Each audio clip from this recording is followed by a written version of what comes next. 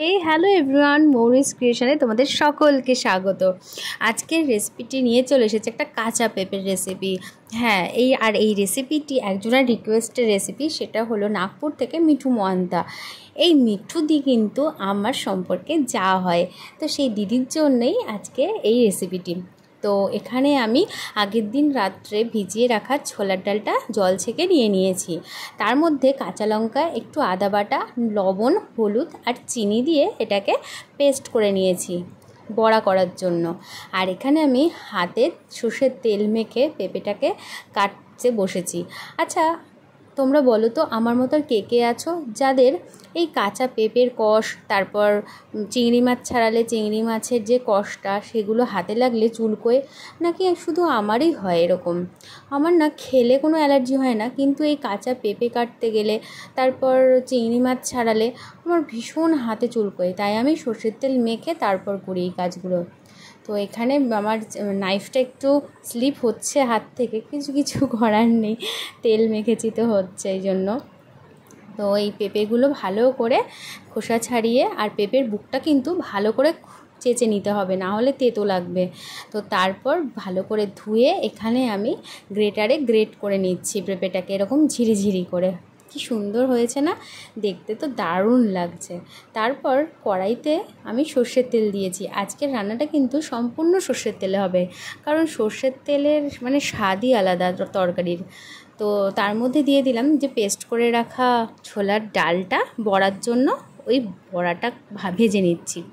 তো এপিটোপিট করে বড়াটাকে একটু লাল লাল করে ভেজে তুলে রাখছি। তারপর আমি কিন্তু আর কোনো এক্সট্রা তেল দেব না। ওই তেলের মধ্যে দিয়ে দিলাম 2টো তেজপাতা ফোড়ন আর 3টে শুকনো লঙ্কা, আর দিয়ে দিলাম একটু 1 চামচ, ছোট্ট 1 চামচের একটু 5 ফোড়ন। তারপর তেলের মধ্যে দিয়ে দিলাম আদা বাটা 1 চামচ। আদা বাটাটা দিয়ে গ্রেট করে রাখা পেঁপেটা দিয়ে দিলাম।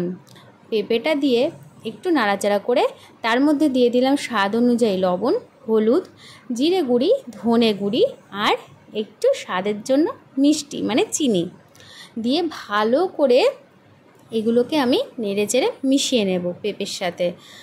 আর এখানে একটা গোটা পেঁপে আমি ব্যবহার করেছি। তো আপনারা চাইলে 2টো পেঁপেও করতে পারেন, গোটাও করতে পারেন, অর্ধেকও করতে পারেন, সেটা আপনাদের বাড়ির লোক অনুযায়ী। আর এখানে আমি একটু দিয়ে দিলাম জল, পেঁপেটা সেদ্ধ হওয়ার জন্য। আর বেশি সময় লাগবে না সেদ্ধ হতে, যেহেতু পেঁপেটা ঝিরিঝিরি করে কাটা আছে। আর দিয়ে দিলাম জলের পরে ভাজা বড়াগুলো দিয়ে ঢেকে দিলাম। ঢাকা তুলে ভালো করে নাড়াচাড়া করে নিচ্ছি।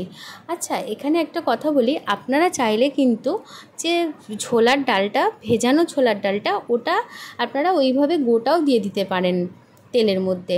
আদাটা দেওয়ার পর ডালটা দিয়ে তারপর নেড়েচেড়ে আপনারা পেঁপেটা দিয়ে ঢেলে দিতে পারেন গোটা ডালটা। কেউ যদি মনে করছেন বড়াটা অ্যাভয়েড করবেন বা বড়া করে দেবেন না, সেখানে গোটা ডাল দিয়েও আপনারা এটা করতে পারেন, কোনো অসুবিধা নেই। আর যদি এই তরকারিটা মানে আমি করেছি কিন্তু সম্পূর্ণ মানে আমার নিজস্ব রেসিপি, এটা কিন্তু কোনো মা ঠাকুমার সেই মানধাতার আমলের একই কথা সবাই যে বলে রেসিপির মধ্যে যে এটা আমার ঠাকুমার রেসিপি বা এটা আমার মায়ের রেসিপি, তা না। এটা আমি নিজেই এটা এক্সপেরিমেন্ট করেছিলাম, আর করে আমার ভালো লেগেছিলো, সেই থেকে আমি এইভাবেই খাই। তো এইভাবে তৈরি হয়ে গেল পেঁপের ঘন্ট বড়া দিয়ে। শেষে দিয়ে দিলাম একটু ঘি আর একটু গরম মশলা। রেসিপিটি কিন্তু নিরামিষ হলেও গরম ভাতে দারুণ লাগবে। তো কেমন লাগলো কিন্তু জানাবেন অবশ্যই। সবাই ভালো থাকবেন, টাটা।